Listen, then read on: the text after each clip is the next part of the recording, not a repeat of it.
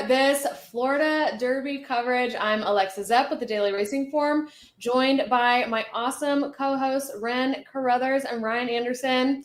How you guys hanging in there this Saturday? Awesome. That was caliente, the opening beat. Wasn't it? I was like, yeah. Greg got some new tunes up in the was that a little Miami vibe? I was loving it. It felt, I'm trying to match the Miami vibes today. I got some poles on. I'm retweeting us right now. So if it looks like I'm not paying attention, I am. I always know you're locked in, Ren. But we're just going to hop straight into it because it's 0 minutes to post. And while it's Gulfstream, which means it's probably another like 3 to 5 minutes actually until the race goes off. It's still not a whole lot of time before the Sand Spring Stakes. So I have a pick 3. I like this race. But while I get this stream fixed, Ryan, why don't you talk about who you like? Yeah, without a doubt. I gave a look to the number 4 here, Be My Sunshine for Irad and Safi. Obviously taking some money, so this one looks pretty live. I was expecting around 4-1 because that Irad money just always seems to come in droves. So that's the one I kind of gave a look to. Cutting back here, back to a distance. I think this one prefers at 1 1/16. So gave top preference to the 4. Also gave a look to the 1. Moving on up on the rail. I liked this horse last time as we were all out in Vegas at the NHC. This horse won pretty nicely. So coming right back off a relatively short rest for Safi. I like that move. So it shows me that the horse is doing well. So 4-1 for me. All right. Well, I'm just going to keep it straight. Like, I think there's enough speed in here to keep things interesting. I'm going with the 11 5 Towns, making the first off the layoff for Graham Motion. When last in action, she got beat just ahead by Ocean Club, going the mile in the grade 3 Noble Damsel. But prior to that, off the layoff on ground listed as good, going the 9 furlongs in the grade 2 Canadian. She ended up getting the Shodo. And the winner there was Full Count Felicia. That is a game race horse. And she was able to wire that day. And then out of there, she won the grade 1 EP Taylor. And she put forth a pretty good effort, even though she finished 7th. She was beaten 3.5 lengths in the Breeders' Cup, filly and mare turf. So I feel like this horse getting a stretch back out to 1 1/16, I think it better suits her pedigree. Graham Motion is super good at getting these horses in off long layoffs to perform well enough to win. So she's going to be the top pick for me. And Graham actually won a big race earlier today on the card. So we like to see that, a trainer who's hot, who's doing well. And just, I've trained horses with him before. He's just a really good guy, really intense. You trained horses? I did it. He's trained horses. I've never trained a horse. Never have I ever. Oh, that's right. He trained the horse that won at Tampa. At Tampa, yes. Yes. Yeah. So always rooting for Graham. But okay, I have a pick 3 play because we're covering the last 3 races here of the day. And so I thought, obviously, we need a pick 3. So here's my pick 3. It's $24, so it's not too terribly expensive of a ticket. No. And I'm kind of spreading in here with some value. I think, let's see, the lowest odds horse in here on my ticket is the 6 at 3.5 to 1. But I've got the 1 moving on up, 10-1 morning line, now 7 to 1. That I think can benefit from the pace scenario in here by being forwardly placed and sitting behind the leaders and closing in a bit at the end. She won last out with her lifetime fastest race ever over the Gulfstream course. She's run at Gulfstream 2 other times over the synthetic, but won both of those as well. So I think she just really likes South Florida. And so I'm using the 1, also the 4, Be My Sunshine, who was 8 to 1 morning line, now 9 to 2. Ryan, that was one of yours, right? You like both of those? Yeah. And so taking a step back in class and having competed primarily in graded stakes for last year, also one of Safi's 4 contenders in here. And then the 6, Baited Breath, who's probably the most logical one in here at 3.5 to 1. Won half of her starts over the Gulfstream turf course. It's also moving to, I think, kind of like an easier spot. So really Even Breath away. Yes. Yeah. Yeah.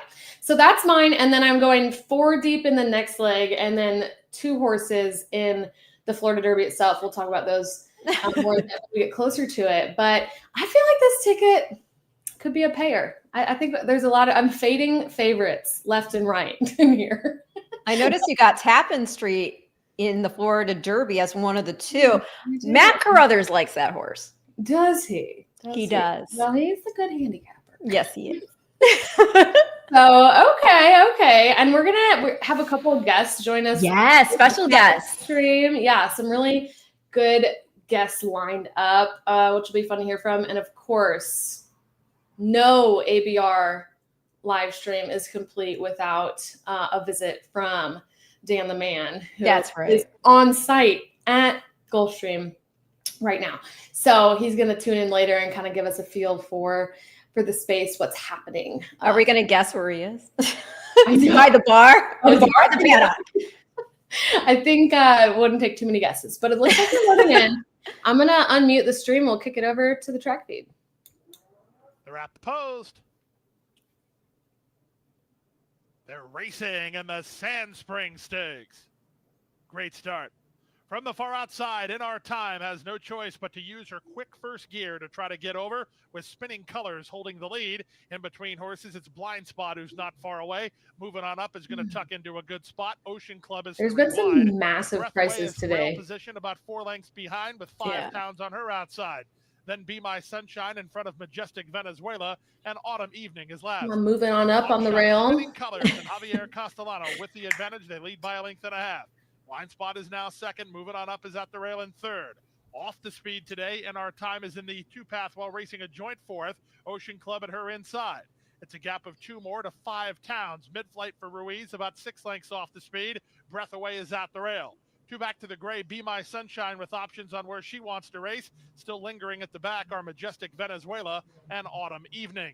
They went the half in 45-1, and they have less than half a mile to go. It's Spinning Colors on top by 1.5 lengths. Moving on up. Does just that. She's now into second. 3 wide. In Our Time, let go for a run by Mike Smith, and she's moving to challenge. On her back is 5 towns. Held up in traffic is Ocean Club. Breath Away, mired in traffic, but she's... Come on, Be My Sunshine. Be My Sunshine starting to make a move on the outside. They stack, they pack, they turn for home. Who do you like here? As they straighten for the drive. Come on. On the outside, it's 5 towns from the rail. Moving on. Come on. Moving on out. It's In Our Time. Be My Sunshine is next. Moving on. Oh, there's my 6. Breath Away just stopped in traffic. Moving on up. Got the trip. It's moving on up. And Edgard Zayas for Safi Joseph Jr. to win the Sand Springs by 3 conclusively. Second. 5 towns was second. Breath Away at 10-1. 138. Yeah. Ren, why didn't we play an exacta? I know. We should have done that. I know. I wonder. Yeah. We were all over that race. Go us. I know, right? We team up. We bring the heat in Florida. Bringing the heat. So went off 3-1. You know, not the craziest odds, but pretty good. Still beat the favorite, which I was a little bit afraid of. No, you weren't. I actually originally had the favorite on my ticket, and then I was like, I cannot include this. I have to fade somebody. Like I cannot play 4 horses with the favorite, and so took them off. And then around the top of the stretch there, I got a little bit scared when the 12 was kind of looming, but definitely didn't fire. So 1-11-6. I stopped worrying about the 12 when he didn't get the lead. Yeah. He's a horse that really needs the front end to be at his best. The Or she, I should say, for the horse, but he being Mike Smith. Oh, there you go. A little bit of a smaller pair. We've, like I was saying earlier, had some crazy prices today. Let me see if I can Number 1, pull up on up. the prices. I know there's been at least like a $40 horse. 11, Oh, yeah. There was a 25-1 that ruined everybody's pick 5s. The early pick 5. Although it was in that maiden race 5, the $53 winner. Yeah. Do you know what that pick 5 paid? Yes, it paid $68,392. Wow. So I hope somebody had that and is watching this. And if you had that, you're definitely not watching this. You're partying. But you are partying. You are partying.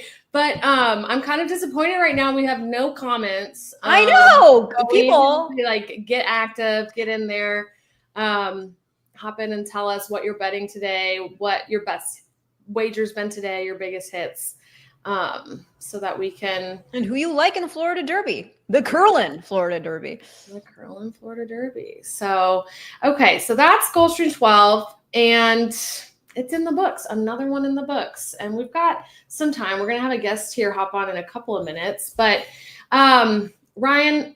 Yes. What have you been doing today? Betting sitting right here in this desk with Jackson, Noah, Howard Kravitz, and some other people just watching, FanDuel TV and betting, just nonstop from sun up till now. Wow. Well, not sun up, but whenever the first post was, it's like 8:30 or something. So basically since then we've been just watching the races and having a good Saturday. Sounds good. Saturday. Okay, guys, our guest is here waiting. Yes. Bring him on. Ren, I'll let you intro. Well, who better? I mean, it's the Curlin Florida Derby. He was going to be riding your favorite. Talk about Junior Alvarado. Hey, Junior. Hello, guys. How are you? Okay, we're great, but tell us how you are. I know it's got to suck. Obviously, you had this huge race to ride this weekend, and yet you had a mishap. Can you tell us what happened, what the prognosis is, when you'll be back in the saddle? Yeah, well, starting with what happened, things that, everybody's out of control, like nobody have control of that. My horse had an episode of a heart attack. And, that's something I couldn't even have control. Trying to pull my horse to the outside.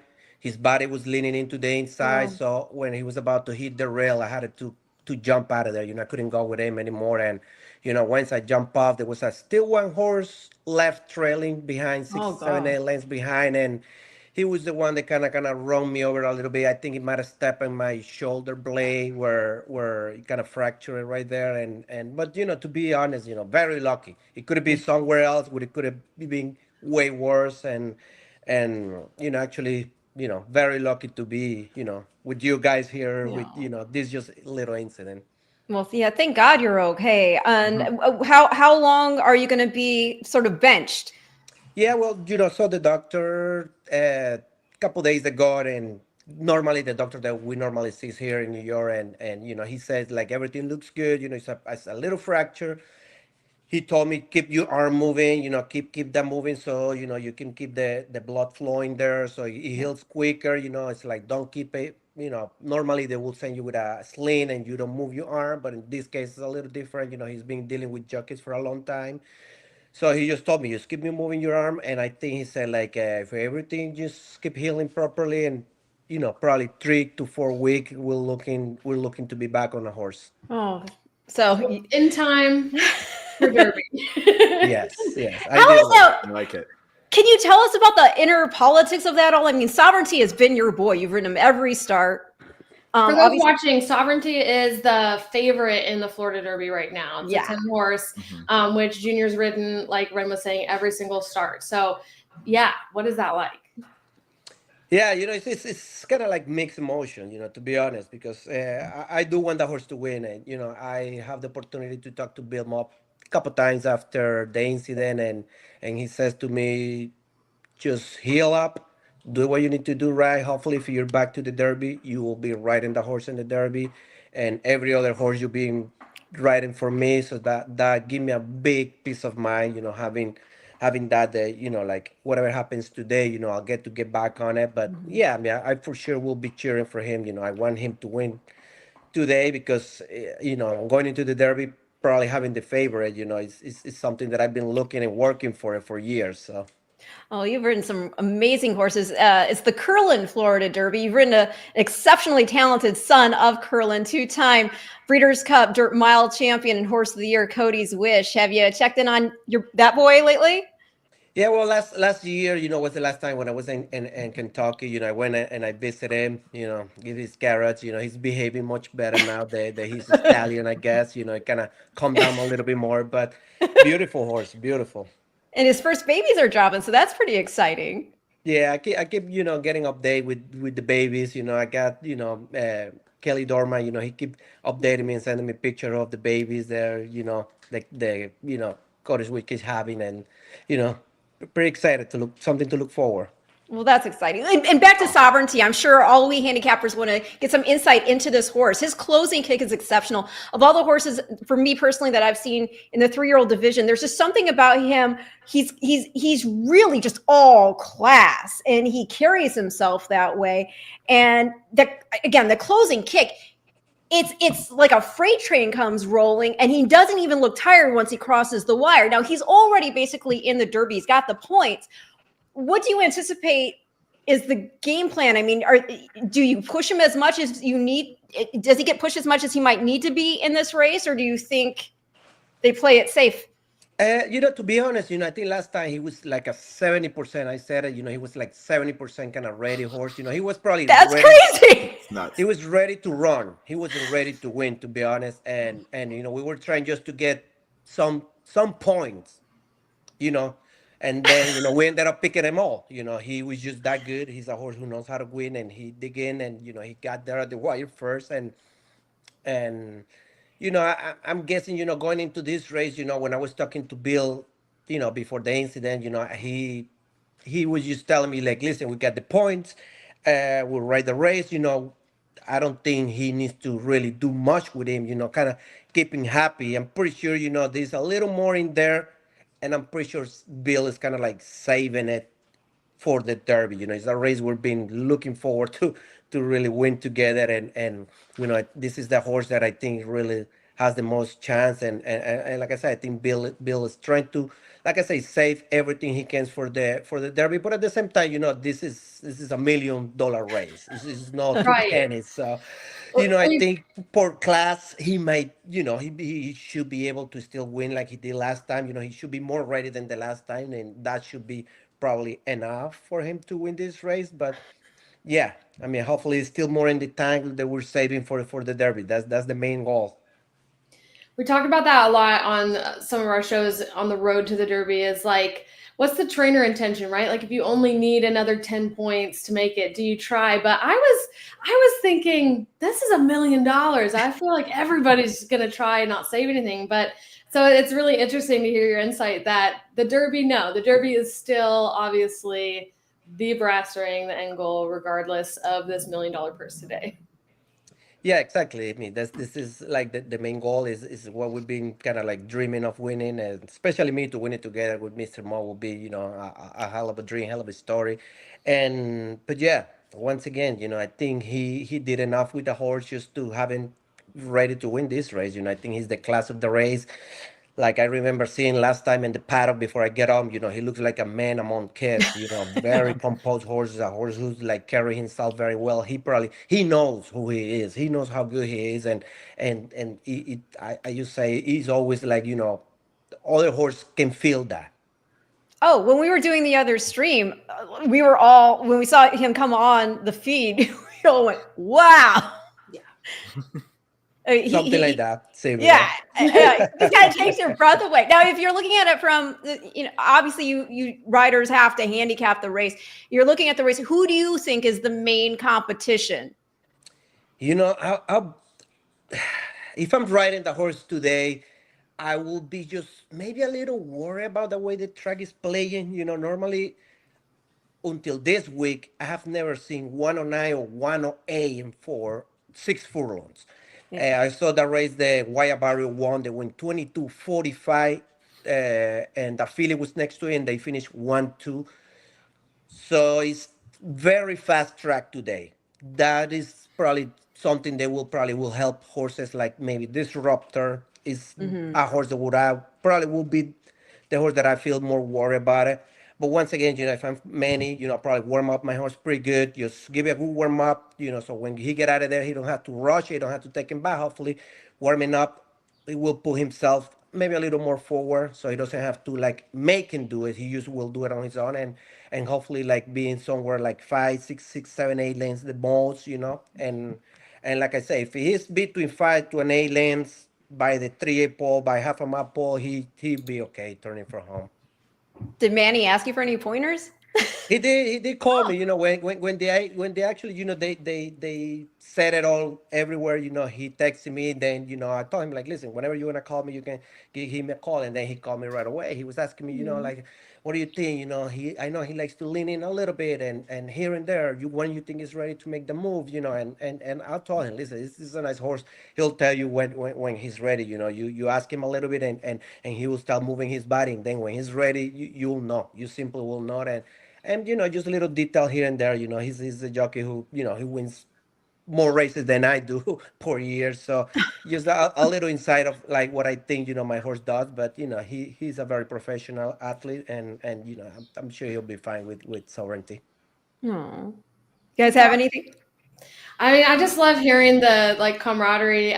Because what's the jockey relationship like? Because you're always trying to beat each other, right? But then you spend every day together. So give us a little insight into that.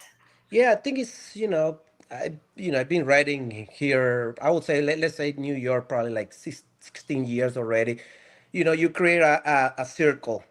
Where the guys there's like I would say like there are many circles. The tie circles. There are the jockeys. You're probably are more tight and probably help each other. Let's say no help, but you try not to bother because you have that respect because they have never bothered you in a race. Some other jockeys you ride them a little harder against because that's how it's been, and but like I say, everything with respect. And yeah, I mean, Manny is one of the finest riders that I deal with every day when I'm here in New York, and like I said, I respect him as the same way he respect me, and yeah, I mean, for me, I want the horse to run good. That's the main thing because I know I'm gonna get to ride him back. So I want to make sure he has a good info and try to do the best for sovereignty.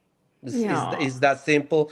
Mr. Mo winning that race, I always says like I know he can get more horses and I get to ride more horses too. So I always see it that way, and I would love just to see him win today, hopefully. And you've had such a long relationship with Mott. And can you tell us how that started? Yeah, I think it just started because my agent is a very, very personal friend with Mr. Mott, but at the same time, you have to deliver. If you don't perform, if you don't win the races, you get, next jockey, next jockey, next jockey. So, I've been working my way up little by little, little by little. And, I have to say probably for the past maybe 3-4 years, I've been on the peak and I've been, I can say the first call for Mr. Mott and hopefully for many more years staying there. That's awesome. Yeah, I mean, you do a great job. We're rooting for sovereignty today for you, healing up and getting well so that you can ride him in the Derby, and then we'll be rooting for you in the Derby. Absolutely. I always say, things happen for a reason. Sometimes you don't see why is the reason. Some short period you don't see it. You can explain yourself why that happened, why it has to happen to me. So many horses running against in the country. Why have to be my horse? They have a heart attack and all that happened. But I always says like, in the long run, I always and my injuries that I had before, I always get to see and say like, wow, this happened because of this and this and this many years later. And hopefully this will be for a good story maybe in the Derby. Yeah, maybe it gives you a little bit of a breather here to recoup and get I can already see the package. Absolutely. They have you. They get the B-roll of you like working back out to get back on the horse. Guys, if you haven't seen it, I tell Junior this all the time. One of my all-time favorite horse racing videos is him in the jocks room. Who was it? Was it Flavia? Was it Florent Giroux? It was Florent Giroux. He's like, this is how you hold a horse. Get it. You gotta get it. You're right here. You gotta work out like this. Ren, why didn't we have that video ready? Junior, you gotta repost it. That video went kind of viral a little bit, yeah. Oh my gosh, it's so hilarious. Good. It's so good. It hits every note. It's perfection. But we're rooting for you to get back up in the saddle, and it will make a tremendous story for sure. Absolutely. Thank you. Yeah. Thank you, Junior. Thanks for taking the time. Thank you, Junior. Junior. Absolutely. But before I get off, I want to hear your picks. Who is your pick? I'm staying with Sovereignty. I'm going Sovereignty Disruptor. Okay. I am Tappan Street. Okay. I am Disruptor. Tappan Street, Sovereignty are my top three. Okay. Yeah. I'm staying loyal. That's how I know. That's how I see it. I don't want to say it. But I. I'm staying loyal. I don't know. I just think it's a cool race, and however this shakes out, that's probably why it was curious if you thought that maybe they would just not push too hard, save what they can, because that Derby is not far off now.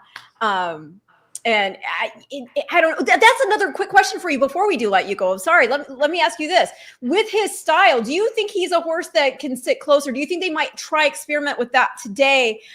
Because with the Derby, of course, you've got that 20 horse crush. And to be able to come from off the pace, you're going to have to, basically it's navigating through all this traffic. And a lot of really good horses have gotten stymied trying to make that attempt. Now, this horse looks like he's got a ton of heart, that he doesn't get discouraged if he takes some roughing up. But what do you think regarding all of that? Yeah, I mean, his second time, when I rode it for the second time, it was a short field. I think it was 5-horse field, and there was only a couple speed, which was the good horses. So that day, he broke good, and I rushed him, and I put him right close because I didn't want him too much to do. I was laying probably like one lane and a half of the lead, and he didn't have any problem doing that with me that day. But then, like I said, then he broke a little slow, and Kentucky, nothing I could have done. I had to, just let it find his rhythm, and he finished up very well that day. And last time, I was just making sure I didn't rush him because we were like just trying to pick something. We want to make sure he finishes. So I didn't want to he broke good, but I didn't want to use it too much and then not have that finish, because at that point I was just thinking third, second would be perfect. You know what I mean? So I had to kind of leave him alone and then just pick whatever I could, and he just the good horse that ended up winning that race. But I think he's capable. If you help him right there, he's not that fast, but he's capable to sit off probably 2-3 lengths if he may decide to do that. Interesting. Yeah, it's all about those dynamics, right? Yes. Yeah.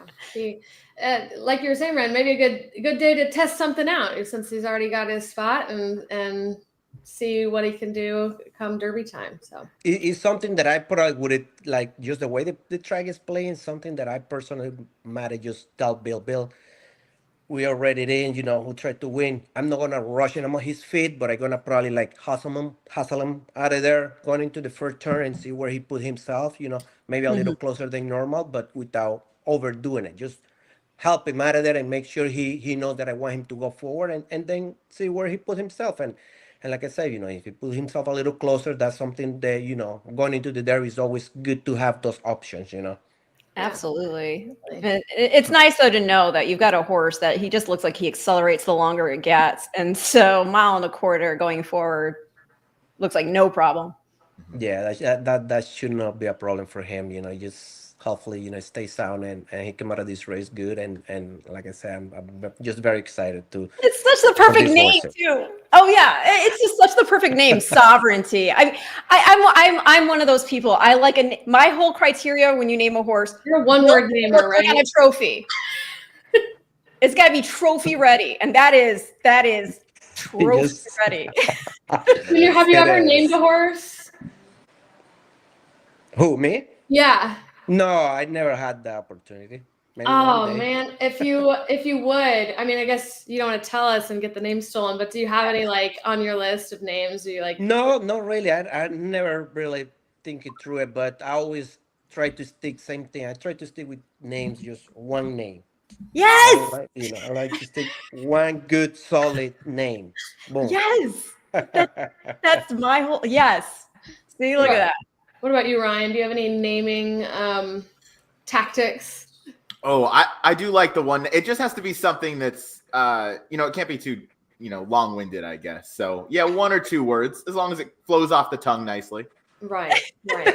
You can hear it already, the announcer calling it across the finish line. Yeah. Exactly. Yeah, you got to be able to envision your horse's name crossing the line first and it flowing off well. Yes. Yes. I mean, there's some names that they've gotten by the Jockey Club that I. There's some.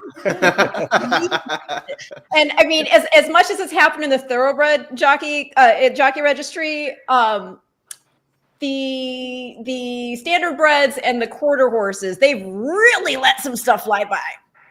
Oh yeah. There's some. No more strippers. Yeah. I'm not going to say I'm too much of a lady, but there was one where say it. No, because it was like genitalia type stuff, and Ren, I think I know exactly the horse you're talking about, and I won't say it either. Yeah. I try to be a lady, okay? Oh my gosh, you know what? Somebody's going to take him up. I'm going to tell you right now. The name has not been taken. You should lock this down right now, Junior, and like demand that Bill Mott name a horse this, okay? Junior's not taken. Wow. No, I just looked it up in the rules book. Junior is not taken. Yikes. I mean, there you go. I'm just saying. I will have to think if I get to win the Derby with certainty for Godolphin. I'm pretty sure Godolphin might have to maybe throw something at me out there. That's right. There you go. I like it. We said it here first, Godolphin. Yeah. Right. Nobody else take that name, okay? Come on, this is. Oh God. Well, Junior, we won't take any more of your time. We really appreciate you hopping on and chatting with us. And again, we're rooting for you and cheering you on with your recovery and the Derby. Yes. Absolutely. All right. Well, thank you. Thank you guys for having me. It was my pleasure. And thank you so much again. You got my number and I'm always here anytime. I love to do this. It's just for me, I enjoy it. I enjoy it. Good. Well, we enjoy it too. We love it too. Okay. All right. Well, thank you and have a good day, Junior. guys. Bye, Thank you. Junior. Bye. I adore him. He's awesome. He's so great. It was funny. I had him on set at Tampa once, and we were doing an interview, and he was just wearing the mesh, not a shirt, but it's just a mesh shirt. Yeah. It's like fishnet. So, I'm doing the interview, and one of the guys from the Jockstream, who I adore, by the way, he's like making signs at Junior, and I didn't realize that because the way I was sitting, he wasn't in my line of sight, and Junior kept looking over as he's trying to talk to me. And I'm like, "What's going on?" After we got done, apparently our stewards were like, "Oh, next time you go on, he's got to have a shirt on." It's like, oh, okay. Yeah, no more mesh tops on air. I don't know. That's kind of fun. I mean, it's Florida. I never thought anybody would. Yeah, why not? At the beach. That's like a party top. You can like transition straight from the track to the club with just a mesh top. Yeah, right? Seamless transition. I think it's basically like their version of a cooler. Like, the horses have the mesh blankets and, that's his dry. version. Yeah, That's actually so funny. I never would have thought they would have. We got to get you that video of him though with Flo. I love that video. Maybe you can find it. You're younger than I am. You're probably more tech savvy, and you can find it and send it to Alexa. I will. It cracks me up every time. Okay, so what do we got here? We got the Appleton coming up. Who do you like, y'all? Okay, let me get this stream up here. We're 10 minutes to post. Here, I'll just say real quick so I get out of your way. I like iced chocolate. Girl. Cassie. Are we on the same horse? No. Oh. Okay.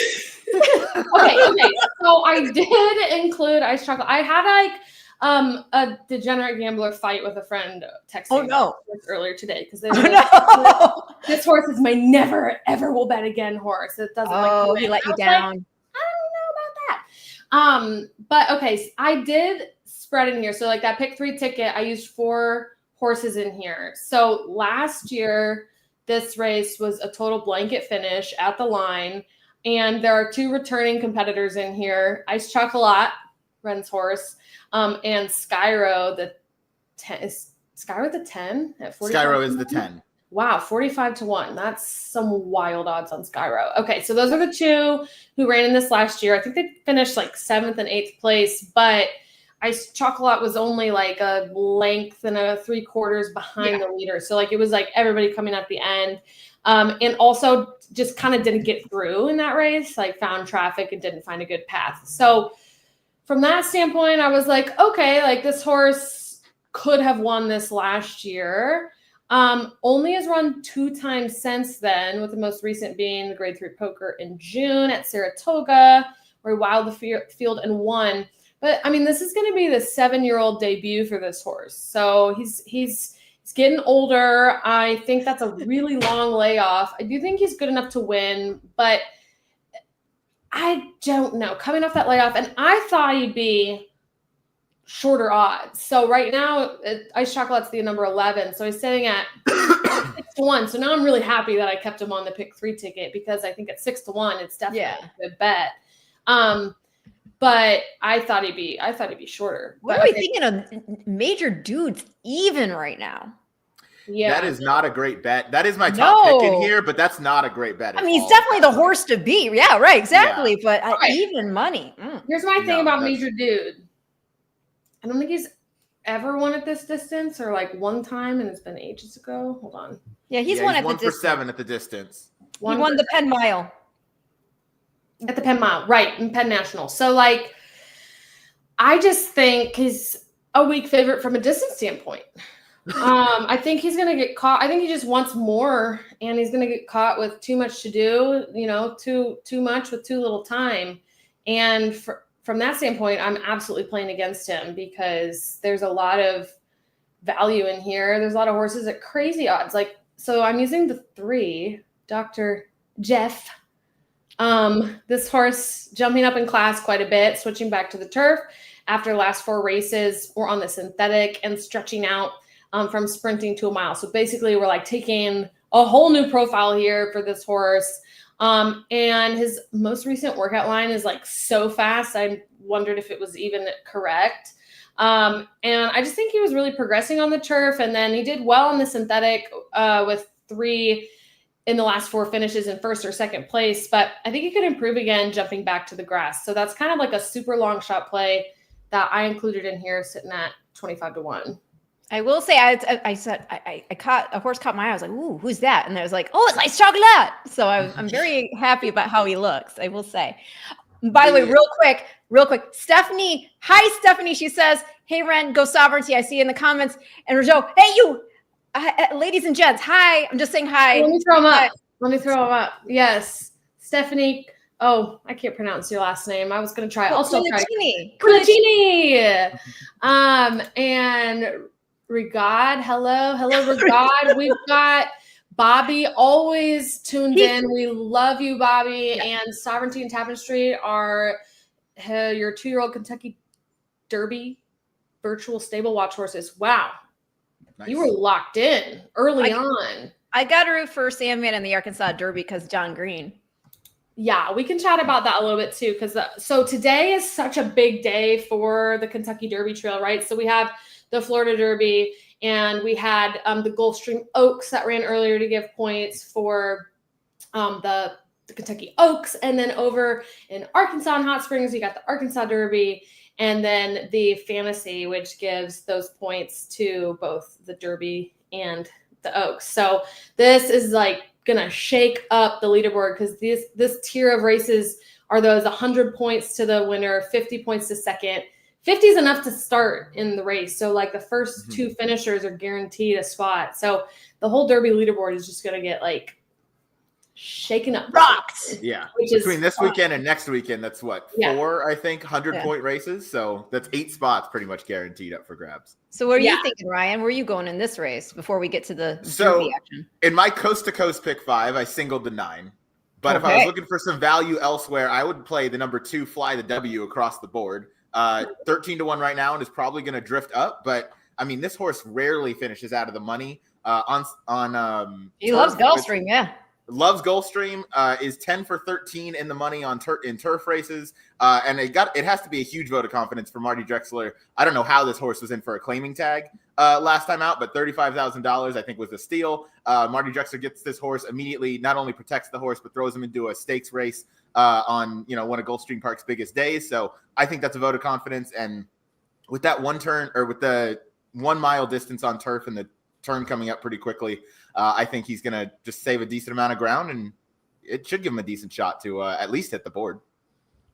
Yeah.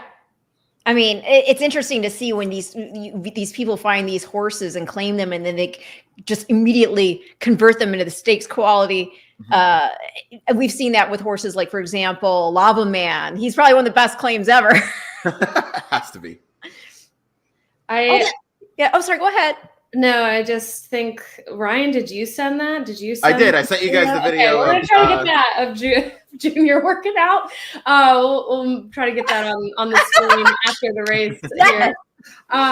So good. It's so good. There's 2 other horses I included on my ticket in here, and the morning line odds have shifted. So I included the 6 and the 7. The morning line on the 6 is 4-1, and now it's 11-1, and the morning line on the 7 was 8-1, and now it's 4-1. So their odds have kind of swapped. But the 7's interesting. Seminole Chief switched to the grass 2 back and saw some really big improvement in his career. And he's now had 2 starts on the grass at Gulfstream, going a mile or longer, hit the board in both, winning the most recent. Timeform US gives him a really strong early pace figure, and we've just seen him wire the field on synthetic at Gulfstream. But we've also seen him coming from off the pace too. So I think he's got some tactical pace advantage in here. There he is. Pretty on the screen. He's doing a half pass. He is. And then all limbered up. And the 6, Alvarado. Did anybody talk about the 6 yet? No. Yeah. I haven't seen him. But yeah.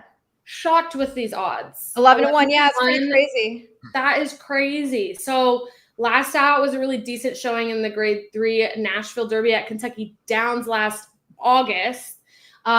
For trainer Safi Joseph, who is 25% for these really long layoffs. There he is. He got like 3 horses. Almost like they are showing the stream just for me because I keep showing exactly. horses. Yeah. Oh, look at that. But I think there was probably some kind of injury or soreness after that race because all training stopped for 5 months. But then he started training again in January, training consistently and really well. And he's 3 for 3 over the Gulfstream turf. Yeah. So, I'm just guessing part of the reservation with people is not only the layoff, but first time taking on older, possibly. Sometimes people go, oh, well, maybe this horse was good early, and now that he's kind of lost all this time, maybe he's lost his edge too. So maybe that's part of it. I'll say real quickly, I see Jay again. So you can call it, I don't know how to pronounce his Rougeau, but we call him Jay. Okay. He shows up at all the big dances, all the parties in racing. Yes. And Stephanie, by the way, says, Jane Gray told me her brother was winning today, Sovereignty's full sister. And she also says East Avenue looked phenomenal this morning. Nice. Bluegrass next. I'm looking forward to seeing East Avenue run back. I'll I give know. him, Well, if he's going to another chance off the bench, right? You got to hope it's going to be back at the scene of where he picked up the Claiborne Breeders' Fraternity. Oh, we got, all these comments. Thanks, guys, for jumping in here. We love that. Thank you, Regard. Hoops and baseball. Okay, nice. you can call him Jay. You can call him Jay. Thank you, Jay. So how would you bet this race inside the race? Because I do think this could be a really juicy vertical wager kind of race because I think there could be a lot of chaos happening. I mean, it depends. Do you just chuck the 9 and just? I would definitely chuck the 9 off the top of the. Yeah, I would chuck off the top. Yes, but like you chuck. I would chuck it out of my exacta. I think I might chuck the 9 altogether and get crazy. so for those watching who aren't super familiar with the types of bets in horse racing, you obviously can bet on a horse to win, but you can also bet on the order of finish within a race. So the first 2 in order is an exacta. The first 3 in order is a trifecta, and the payout of what you're going to make is multiplicative of those horses' odds. So on the stream, the number on the left with the colors is their saddle cloth, and then the number to the right of that are their current odds. So if you have here goes quick math, 6 over 11 exacta, it could pay 60 to 1 because it's 10 to 1 and 6 to 1. So 6 times 10. So you can get really leverage and get juicy payouts by playing these exotics, as what they're called with exactas. So this one, I think, could be a big pay-in race for an exacta or a try. Yes. And don't forget the double. Hey, I am still alive in this pick 3. Right. Who'd you use again, Alexa? So in this leg, I used the 3, 6, 7, 11. So I'm cheering for this 3 Dr. Jeff at 30 to 1. Do you think Dr. Jeff is a human doctor or a vet? I'm just being This is a good question. I think Dr. Jeff is a human doctor. A human doctor. Not a vet. What do you think? It's named after someone. I mean, you're not wrong. No, I don't know. It's horses. So part of me wants it to be a vet. Yeah. But I don't know. I'm gonna go. I'm gonna stay with you. I'm gonna say probably a human vet. Like a human being also for sure, but like yeah, definitely a human being. Has to be a human being. I mean, you never know. You never know. We don't have any non-human doctors, but okay, we've got a 6. Thomas, bail us out here with this line of thinking. Okay, he's got a 6, 7, 11 exacta. All right. I love that. I think that's a great, honestly, you guys take the reins. I'm going to bet that real quick because I think that's great. I'm going to include my 3. Like it. I'm not going to say Dr. Jeff, but nothing against that. I would probably play, like, I love trifecta key boxes if I like a horse kind of underneath and just in case on top, obviously. So I'll probably do that with the 2. I'll use the 6, 7, 11, and maybe even the 9, but I would probably play it a little bit differently to use the 9. But I'm trying to remember, like, I looked at your 2 earlier. I need to pull up the PPs again.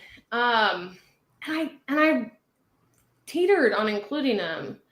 He just he always just fires a big effort. I know maybe his buyer figures are a little bit light, but his 2-back turf effort, so not the claiming race, but the one, the optional claimer here at Gulfstream Park, his time form number pretty much fits with close to what, Major Dude runs. He ran, Fly the W ran a 114. Major Dude last out ran a 118 on time form. So, I mean, that's relatively close. So it's definitely he's going to need to step up, but I think, with the 9 being maybe, a little bit vulnerable here. The 2 who always fires a big shot is worth a look for me. Okay. I see that in Thomas Moore's exacta box, he's got the 7. That's a horse that Matt thought was pretty interesting, I'll say. Jack Sisterson, you can never count him out. Yeah. No, I like Seminole Chief a lot. Okay, we have a couple, Dylan Davis. So 0 minutes isn't real. No. But we have something that we want to show you guys and encourage you to participate in today. Ren, I'll let you talk about it while I put the graphic up here. Well, there was a terrible mishap in this sport. Obviously we cover the thoroughbreds, but we feel obviously a connection with all of our racing family, and just a real tragic incident here where Hunter Myers sustained life-ending injuries. And so what the Meadowlands is doing tonight, race 4, as you saw there, the revenue from the race will be donated to his family. And you can see right there his young love and their little boy. And so if you guys are going to be playing today, why not go ahead and make that a race on your roster tonight? Yeah, absolutely. Without a doubt, it's on mine. Something that total tragedy, and anyway, that we can help the racing community and support his family through this. So really cool. And you see on here on the bottom, the chairman of Meadowlands is going to match the share. So that's cool too. Hopefully this can be a really, really big help to his family to kind of help get through this tough. Yeah, I can't even imagine. No, impossibly tough. No, jockeys and drivers are so brave. Like, obviously we have Junior on who's injured, and he's like, I was just a little shoulder fracture. And I'm like, oh my God, can you imagine? It's just a shoulder fracture. Tyler's off likely for the whole Triple Crown series. I think he sustained an ankle injury. But it just goes to show there are injuries like this, and it's awful. You miss a big mount, but you'll be back in action relatively soon. Bad, to be off through the Triple Crown series. But then there's just something like, I can't even speak of it. It's just so awful to even think about. So we can't take for granted that these people, they're literally putting their lives on the line when they're riding or driving these horses. Yeah. It's incredible courage and bravery. Have I ridden a horse? Yes. Would I ever be able to do this? Anything that never. It's for me. Crazy. I imagine I've thought about, like, I love those jockey simulators, where you can like kind of get a firsthand experience, and I can't imagine the adrenaline and how cool it would be to do that. But but not a safe thing to do. So, okay, they're in the gate here for the Appleton. Yeah. Presented by my racehorse, and big field here. You're in the gate. Good luck, everybody, on your wagers. Yes. Mm-hmm. They're off in the Appleton. Last into stride and tightened up for racing room was Major Dude. Portofino was away quickest and reaches out for rail position and the lead. Seminole Chief moves up the challenge. Abramar splits horses to land third. Braun is away in fourth from Ice Chocolate, who's already got over from the outside draw. He's in the 2-path now and 3 lengths behind. Then it's a log jam. Axtell nearest the inside. Widest on the course is Ruse. In between horses and trying to improve his spot is Dr. Jeff. Fly the W is with them, and Major Dude, the big favorite, he's last of all here with less than 6 furlongs to race. They're chasing Portofino, who leads by half a length over Seminole Chief in second. Well positioned in third is Abramar from Braun, who's out in the middle. Ice Chocolate between horses. He's a length in front of Skyro. Moving out the rail, it's Axthelm. Then it's Ruse together with Dr. Jeff. Fly the W between horses. And Irad Ortiz Jr. making some decisions on Major Dude. He's still last, and he's about 7 lengths off the lead with half a mile to go. To the forward turn they go in the 2025 Appleton, and the leader is Portofino. Seminole Chief's looking good. Chief Yeah, the 6 is in a great spot in the waiting as room well. from third on the far outside, and moving up is Skyro. In between versus The favorite's Braun. still dead last. Major Duty still last, and he's yet to be uncorked. Off the turn on the stretch drive, and now Seminole Chief comes to confront Portofino. Abramar needs a way through. Braun is next. Skyro is at the outside, weaving through traffic, but trying Come to on, Abramar. his favorite Major Dude. He's still Come on, Abramar. He's flying on late, but I'll take Seminole Chief, but get up, Abramar. Abramar surging to him. Seminole Chief wins. Matt Carothers told me. Seminole Chief for the money. Matt Carothers, the other Carothers, he told me. Portofino, Major Dude just given too much. He's like, that horse is pretty interesting to me. Who else told you? Well, yes, but it was Matt's top pick. Okay, fair. Did the 6 get up for second? I don't think he did. It was close. It Because was if he close. did, then that Exacta and my friends Thomas and me, Let's see. 7-6 would be pretty decent. As the 6 was 7-1. Oh my gosh, do you know Seminole Chief got bet down live 7-2 off an 8-1 morning line? Oh, I think Thomas, I think we got edged out on that one. I don't know. I think that was really close. I think the 4 might have stayed up in the mix there, who was Portofino. Another one I looked at today. I this race I just thought was so chaotic and anything could happen. But We were right to chuck the favorite. Yeah. We were right. You're right, yeah. Chuck the favorite. And that's the thing. Don't be intimidated if you don't like a favorite and you're like, gosh, everybody else is on this horse. Maybe I'm crazy to go against. If your gut's telling you no, stick with your gut. Mm-hmm. For real. I will never talk somebody off of a horse, and especially I had a friend actually at I'll hold this thought on that because we bumped a bunch out of the gate, but I still don't. I mean, that obviously doesn't help anything for sure. Yeah. But I still wouldn't have, even with a clean trip, I still wouldn't have been liking him at even money. Mm-hmm. Yeah. Okay, guys, our next guest is locked and loaded. Gonna bring her on here. A familiar face. Hey, Sam. Hey. Hi, everybody. How Sam. are you doing, Samantha? How's everyone? Good. Ooh, How are you? It's windy out here. Yeah, what's been going on with the weather? Everything all at once. We got some rain. We got some wind. Uh-oh. Uh-oh. Uh-oh. She froze, but she looks fabulous, so it's okay. Yep. The worst is when you freeze and you're like this. Like, that's not fun. But Okay, she's you're great. back. You froze, but it wasn't a bad freeze. Okay. It wasn't a bad freeze. You still look fabulous. Oh, thanks, guys. How's everybody? We're good. We're Doing good. well. You're hanging in there. Not as good as you being on site at the track. Always fun. This has been my only winter. Oh, Sam, you're cutting out. I think she said this is her only winner all day. I think so. Oh, there you go. Okay, how are you? Are you Yes. with us? We're losing it. Did you say Seminole Chief was your only winner today? Thank you. Thank you. That's smart. Thank you. What was that, guy? Sorry.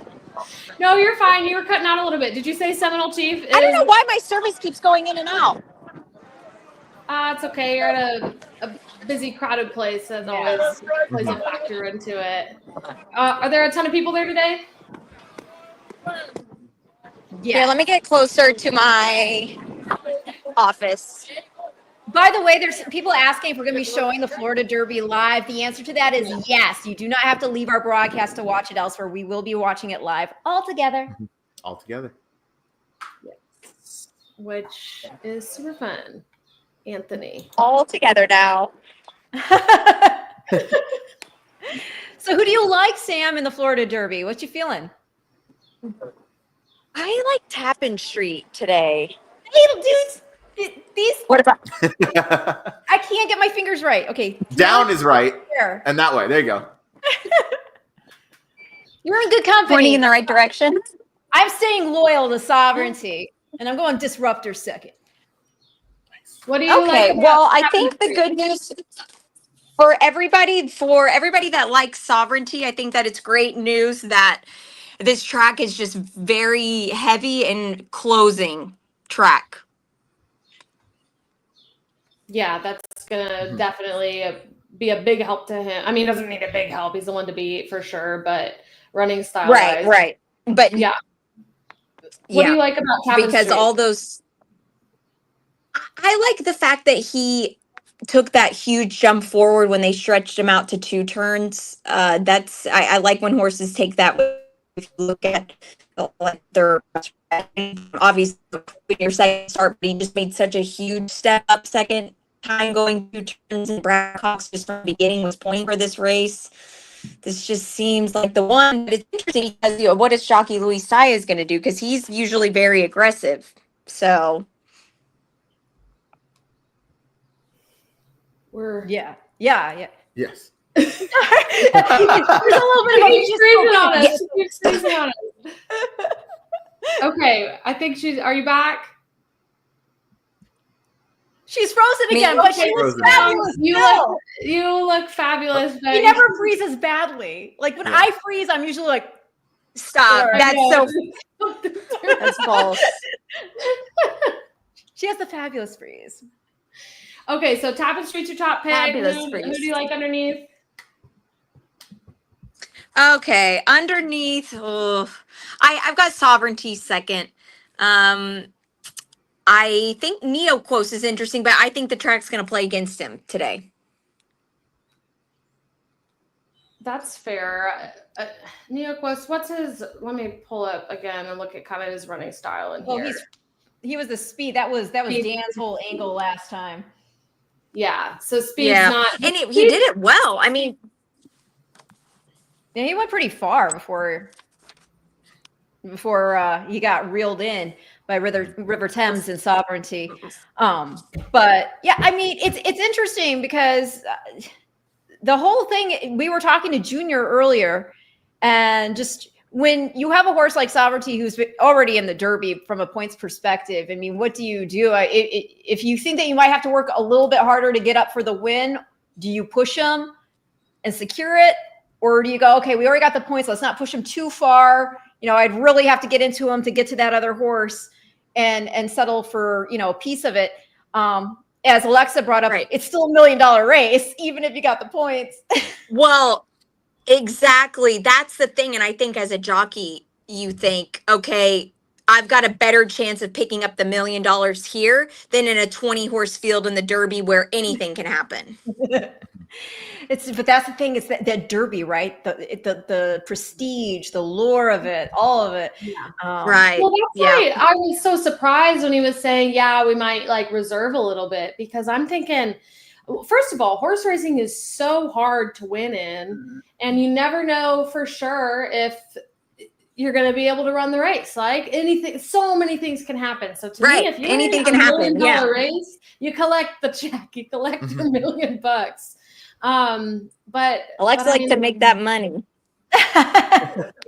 You're right. I'm like, get it where I can. Let's lock in the Florida Derby. But I don't know. I guess the Derby's the Derby, right? Mhm. That's the brass ring. So I'm just looking at some of the what's going on here in some of these other races, because I was focused on Tampa, obviously. That's okay. You got a job. Okay, Sam, tell us a little more about like your day, because obviously you're on air talent, you're running around, you're doing all sorts of stuff. What does your day look like, and what are you doing for the actual Derby itself, the race? Well, we'll just be in the paddock for the Derby. It's always fun to be in the paddock for the Derby because it's just like a nice atmosphere. Like it's just fun. And the whole day has been good, and excited to close out this 14 race card. But I don't think that there's been anybody that I've just been like, wow, about. I mean, all of the races have been good. I thought that 5G was pretty impressive. I feel coming from Oakland, they usually bounce after that, and I was shocked. It was impressive. I am curious what your take is on White Alvarado running today, because that seemed weird to me to run in that race. What are your thoughts on that? Yeah, I think it would. Yeah, it was weird. I think it was weird for everybody, but that was just they wanted to keep him in their home court, and he's a horse that he has his ways about him, and I think that it's good. I mean, look, they've already made the money with him now, so let's just give him a little race. He had to work hard for that. I mean, that was right when the rain had come. So it was even more impressive, the middle move that he made and sustained, because all of this, everything on the front end was falling apart late, and he just kept going. So I think that it could come back a slow race, but I think moving to the Met Mile, people need to keep in mind that we got I don't want to say a ton of rain. We got a pretty good rainfall as they were circling behind the gate, so it left the track a little cuppier. Oh, okay. Yeah, makes sense. And I guess if they weren't shipping abroad, then might as well pick up $100,000 for a light workout. Why not? What it kind of looks I'll like. take it. Well. Yeah. Exactly. Okay, Sam. Well, we're not going to steal a ton of your time. Do you have any? I know you got to run to the paddock, but any final thoughts or betting tips for us going into this last one? Just bet whoever you want. Not the speed though. That's say the that, best and a horse is advice. gonna go Bet gate tomorrow. whoever you want. Great advice. It is. Because that's the thing. Don't you love it as public handicapper when, they like this horse who lost? But I didn't make you bet the horse. I mean, I liked him, and the other thing is these horses I know. These horses are not machines. There's only a point to which you can crunch the data. Yeah. Yep. At the end of the day, I mean, I still wouldn't, again, as I said during the course of the race, I still wouldn't have loved him in the Appleton, but Major Dude was even money, gets slammed out of the gate. Right. And then had to check again, and Yeah. So I mean, know. again, it's horse racing, but there is a method to the madness. There's a method, but it's also an art, right? A little bit. Our own approach, and no one's right all the time. Most of us are wrong most of the time. Wait, Alexa, who is your pick in the Florida Derby? Okay, I like Disruptor. Oh, that's okay. Wait, I thought it was Tappan. Okay, you like Disruptor on top and then Tappan. I like Tappan Street. Yeah. Wait. I'm for right. Okay. In that order. 4, 9, 10. And you're straight up on Tappan. I like Tappan Street. So my original pick in the race was Maddocket Road, because I thought Tyler Gaffleon would have fit that horse really well. And obviously I wanted to see how the track played, but then there was the jockey change once Tyler unfortunately got hurt. But now you're getting it's not like you're getting a downgrade though. You're getting just a sideways. No, not at all. Well, not even sideways. It's Mike Smith, Hall of Famer. Without a doubt. Not saying Mike doesn't fit Maddocket Road, because when he's on the lead, he's as dangerous as anybody in the sport. But looking at how the track was also playing today, decided to pivot to Tappan Street. I agree with Samantha. I think Brad Cox has been targeting this race all along, seeing him break his maiden right into the Holy Bull just to try and, test the deep water, or test the waters, I guess. He clearly passed the test. He finished second to Burnham Square, and then now gets into the Grade 1 Florida Derby off of a nice little bit of rest. So others are coming in, maybe, Sovereignty, your obvious favorite. He just fired a huge shot off the layoff. He doesn't need to fire another A effort, but Tappan Street, they have to have, him ready and primed for that A+ effort because they need to get him in the gate. And this is pretty much the last chance. So I think Tappan Street is going to be your winner of the Florida Derby. I mean, makes total sense. I wanted to ask Samantha one thing. So yesterday you were one of our speakers at our first event of the year for the Horse Racing Women's Association. So first of all, thank you for doing that. And also tell us a little bit about how the event went. It went fantastic. It was a small group of women just in the president's suite, which I liked a little bit better because we kind of played it in a sense of, instead of us just throwing all of this info at you, when you look at a program, what do you want to learn? So just questions and answers. And so that was so fun. The ladies had a blast. Yeah, it's such a good time. I'm going to throw up the website if anybody's interested in getting involved. I'm in the executive committee for the summit too. And we're just always trying to get women engaged and invested and supported in the industry. So I really appreciated you being a part of that, and definitely check it out here. We have those smaller events throughout the year, a couple of them. And then we have our one big conference in the fall. And I think the next couple of weeks, actually, we're going to be announcing the event lineup for the rest of the year. So definitely tune in, subscribe to emails so you can get notified all of that. And please join. Even if you're a man, we still love it. We want everybody to support women racing. So absolutely. Okay, I've been told to put the stream up. People want to see these horses. But thank you, Samantha. We appreciate you. Thank you guys so much. Have a great day. Good luck with the rest of your picks. Bye, guys. Thank you for taking time out to hang with us. Thank you, Samantha. Yes, of course, no problem. Thank you guys for having me. Bye, guys. Bye. She's a gem. She's literally always. She reminds me of Gem. You're too young. There was Gem in the holograms back in the day. I don't know what you're talking about. She was a rocker, but she was like a fashion. She was like a Barbie rocker. Anyway, a Barbie rocker. Anyway, okay, she is like a Barbie rocker. She's always like sporting the pink. I love that. Okay, so back to business. Back to business. Also, we're trying our darndest to get Dan the Man joining. Dan O'Mite, where are you? But he has, as we saw with Samantha, there's some signal issues. Anytime you're at a big, busy place, right? You're going to have some. It's going to slow down. But speak of the devil, Dan. I've added you. You're live. Am I live? You're live. Your screen We can hear you. Now we don't see you, but see me? We saw you a second ago. You're a black square. Oh, no. All right, let me try this again. I'll be back. Oh, there you are. Oh, you're here. Now you see me. Okay. Now the only problem is, hold on. Now I can't hear you. So, 1 second. Keep talking amongst yourselves. I'm so happy that Dan's able to come. It doesn't feel like an AVR stream without Dan. It really. Because it's not. It's not a true AVR stream without Dan. Nothing AVRs without Dan. I mean, Dan literally is AVR. Right? He's Dan O'Mite. Okay, so Dan is on site at, I think, in the paddock. Are you in the paddock? Yes, that's what it looks like. All right, good. You guys hear me now? Yeah. Yes. Thank God. Do you hear me clearly? We can. It's okay. You're slightly underwater, but that's all right. Yeah. That's what my wife tells me every time I play. She's just slightly underwater. And actually, I'm near the water. I'm near the fountain. Oh, wow. Beautiful. So that might be why it sounds like I'm underwater. So, so what's the consensus? I'm just hopping in. What's everyone like here? I'm saying loyal to Sovereignty, but I also do think, because I'm boring, I also think Disruptor going 2 turns could run huge. And I'll tell you why. I mean, the horse is by Gun Runner, and then let me just make sure for 100% that I don't say it wrong. The Great Granny, full sister to Kentucky Derby winner, Strike the Gold. Nicely done. So, Dan, we had Junior on earlier, and we were asking him who he thought the biggest threat would be.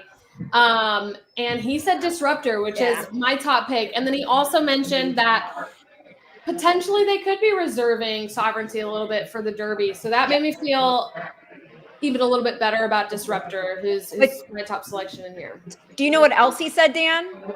What's that? When he ran in the Fountain of Youth, he was only at 70%. They weren't even expecting to win that day. Yeah. They were like, oh, maybe we get a piece, get some points. Well, that's what that was like literally, you remember that was the exact thing I said after the race. I was like, this horse should not have been cranked up for this race. Like, that was not the race he was supposed to win. Like, I thought he needed that race, right? Like, why have him fully cranked for that? And I figured, they thought, hey, look, let's, if we hit the board, that's great. He's good enough on raw talent to hit the board. So that is, that's a scary thought. Yeah, I want to ask you guys about one other horse. What do you think about Maddox Road?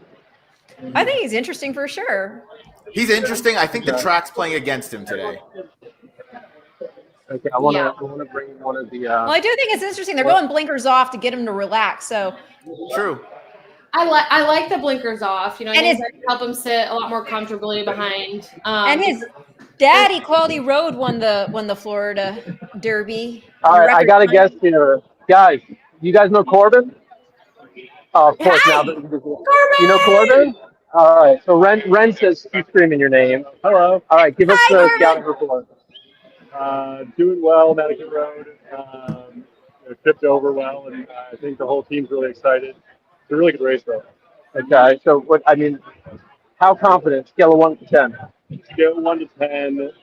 He's 9 to 2, so 7 or 8. You should run really well. Okay.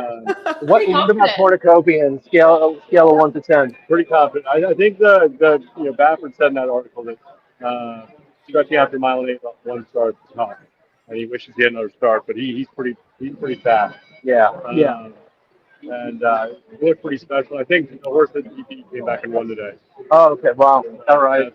Good. Fine. This is pretty exciting. What you got like how many partners you got here? Starlight's got probably 15 or 16 here. We've got another 20 or 30 at Oakland. It's a big day. Really excited, hour apart, and this is the kind of day you dream about. So can't wait. Yeah, can't wait. Did Soul get to name this horse? Did who get to name the horse? Soul Kuman. Oh yeah, she's saying she guesses Saul got to name this horse. Right? I think Saul named this one, but he's at Oakland. Oh, he's at Oakland. What is that all about? Okay. Maybe that's not much they like Cornucopia. Yeah, right. They were tipping the hands a little bit. All right, Corbin, thanks. All right, so that's Corbin with Starlight. Let's see if I see anybody else to mess around with. But go ahead, guys. Dan, I recall in the past when we've done streams at Gulfstream, when you've had really big tickets that are still live, if they hit, you said you jump in the fountain. Do you have any big tickets today that are live that we might get you see you in the fountain? Hey guys, Claudia. Dan is the best. Well, give us a pick. I think I like Disruptor. All right, Ramon. All right. Sovereign. Is it Ramon? Oh, you guys picking all the favorites? What? Give us long shots. Disruptor's the favorite. But Disruptor is like he's 5 to 2. He hasn't won any these type of races.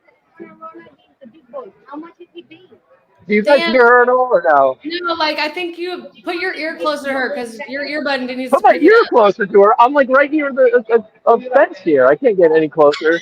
All right, we love you guys. Yeah, what is Ramon like? Look at Claudia coming through. Yeah, I'm doing everything for Amanda this race. All right, Ramon, your sovereignty. Say hi to your wife. Did you hear that? Say hi to your wife. Hi, Marty.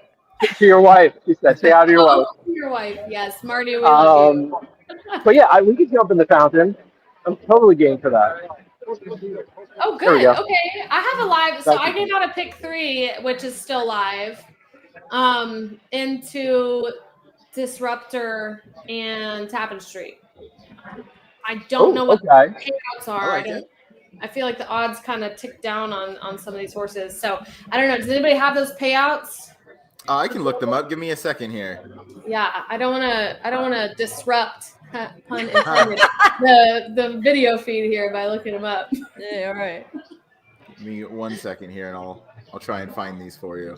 That is so crazy. So not only do you get to talk to Claudia Spadaro, just walk right up to, and say, hey, and she's awesome as it is, but then Ramon Dominguez Hall of Famer is right there too. So cool. I mean, there's like just so much action here in the paddock. Like there's parts of the paddock that are a little quiet, but then there's always people Are all the around horses here. there? Can you show flip the camera and show us any of these close-ups? The horses are not in yet, so we're Is Mike waiting. out there? Is Mike Raffolli out there? He is. The cover. He's got his own camera crew and everything.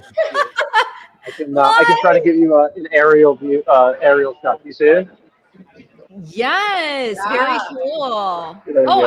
Yes. It's a happening place. Would you say this is less packed than Pegasus? Yeah. Oh yeah, definitely. Yeah, it's just a completely different vibe, right? Like Pegasus is a party. This is for the horse people, right? The serious players come out for Florida Derby. I mean, this is a racing event. That's it's more of a party, which is cool. Yeah, that's awesome. Alexa, I have the payouts for the pick 3. You have the $1 pick 3 to the 4 and the 9, right?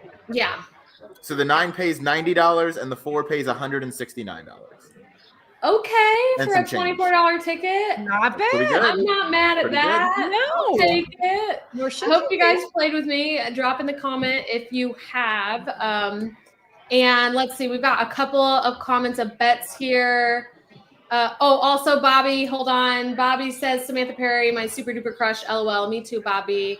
And then Anthony is doing a $4, $9, $20 exacta box. I like that. Dan, did you say who you liked? I don't even remember. I was giving Claudia crap, but I like Disruptor too. So. Yeah, I definitely like Disruptor too. I mean, if there's any price on the board that I'm interested in, it's just because I'm like a sucker for punishment. It's going back to Neo Equus, and hoping that horse can get to the front again and kind of get loose. But I think Madaket Road's pretty fast, right? I mean, I think Madaket Road should be on the lead, or is that how you guys see it? They're taking the blinkers off, so I don't know. True. That is true. Yeah. I think that, Neo Equus and Disruptor are probably going to be more pace setting in here. And with those blinkers off, I think Madaket could sit off the road. But Samantha was talking to us about how the track really isn't playing that well for speed today. So that's going to help. I thought the track has been playing pretty fairly. I mean, I don't think it was playing against speed or anything. Well, 5G wired, right? In the yes. Yeah. Yep. Yeah. And right about look at all dapper. Yeah, Dan, let's talk about your dapper hat. Dan. Yes, let's talk about because it's a lot. It's a lot. No, you look fabulous. It's very Florida. The ABR jacket too, or is this a different one? No, it's another blue jacket. But no. So let me just say, I've been getting my ass handed to me today. So I need a get out bet. So as much as I think this race is 410 all day, I can't bet 410. I mean, I also like snapping straight, and I certainly can't bet 497. So I'm gonna try to do something with Neo Equus and the 6 Jimmy's Dailies. What do you guys think of Jimmy's Dailies? I want to know who Jimmy is. Jimmy's. I like that horse a little bit, Dan. Okay. All right. Thank you, Ryan. At least underneath. I think so. I said maybe at a price because Jimmy's Dailies is a homebred. It continues to rise to the occasion when asked. They've added distance and he's handled it well. He's never done worse than 4th. My biggest concern here was the pace scenario, considering he likes to be forwardly placed, and there's a lot of pace in here. But we've seen him come from off of 4, so he could have tactical speed, maybe at a price. Those were my notes. So who's the pace if it's not Madaket Road and separate from Neo Equus? Anybody else? If it's only Neo Equus, do you like Jimmy's Dailies better? I like Jimmy's Dailies over Neo Equus a little bit more. I think Disruptor's going to be in the pace, don't you? Disruptor? Uh-huh. Hold on. I'm messing with my program. I mean, Yeah. Disruptor's I mean, yeah. I mean, been he's coming out some fast races for sure, and so stretching out, Yes. yeah, he could be right there.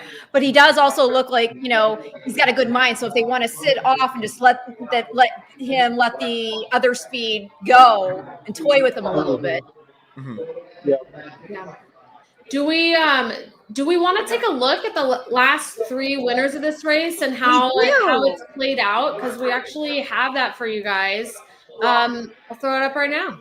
Game between horses, and Charge It swings into action on the far outside. There's an 1/8 of a mile to go. White Alvarado takes over from Simplification. Charge It with a late say down the center. 16th to run. White Alvarado almost home. Charge It shifts ground. White Alvarado still there, and White Alvarado wins the Florida Derby for Safi Joseph Jr. A mile to come, and Cyclone Mischief. He's up for a fight and tries to turn away Mage. Forte better hurry up. Final 16th of a mile. Forte starts to gather in the top horses. Here comes Forte. This is going to be very close, but the champion prevails. Forte wins over Mad. Fierceness is putting on a show in Hallandale today. Fierceness, the real Fierceness, has showed up to South Florida, and he's crushing them in the Florida Derby. Fierceness geared down and on his way to Louisville. Fierceness authoritatively in the Florida Derby. He never had a threat. Couple of things to take away from all that. I mean, the Florida Derby is lit. I mean, we saw White Alvarado. He went on to win the Breeders' Cup Classic. He just won today the Go Zapper with absolute ease. You see Forte in there with Mage. Mage went on to win the Kentucky Derby. You see a Fierceness. Fierceness obviously turned out to be a tremendous talent as well. So it's a very important race, even beyond just Derby implications, but then going into the later stages of these horses' careers. And Todd Pletcher, man, he's won this race like 8 times. You saw Forte in there, Fierceness with Rapoli. And again, they've got Disruptor. Yeah. We like that. We like that for the big 3.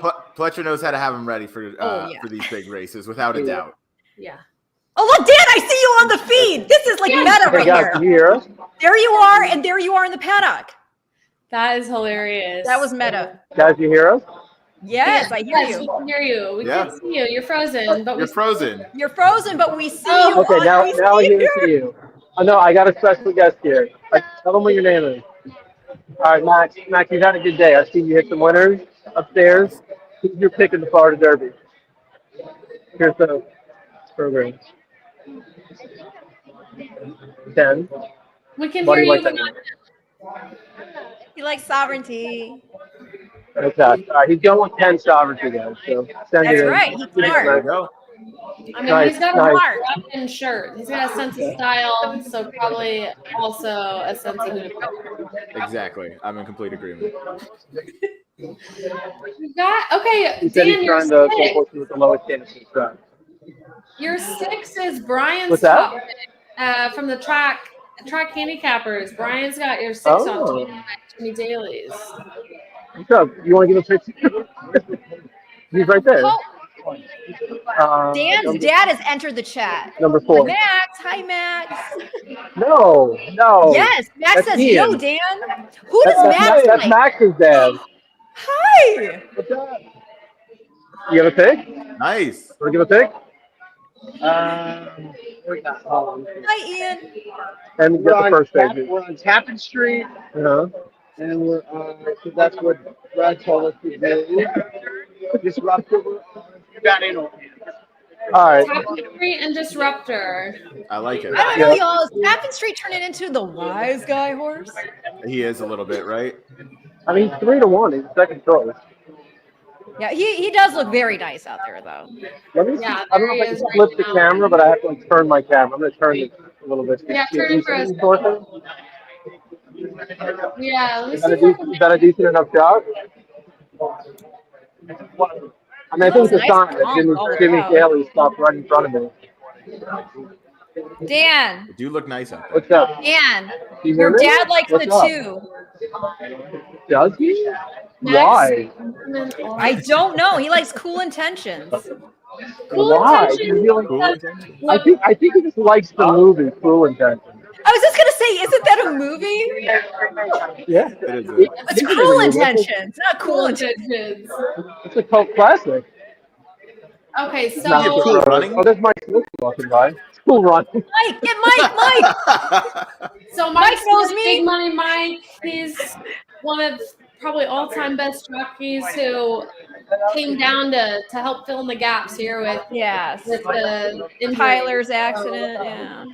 Yeah, so cool to see him riding again. Here's Cool Intentions going by. And Maxim's reasoning is he just likes long shots. No, I love it. We need them. I need one badly. All right, guys, I'm going to go bet. I'm going to let you bring this home. You guys are doing an amazing, amazing job. Oh, thank you. Thanks, Dan. Appreciate you. I hope to see you in the fountain. Oh, yeah. Being arrested for doing crazy shit because your bet's hit so big. There we go. We have friends that can bounce you out. No worries, you get arrested. That's right. We know people. All right. I'll see you guys.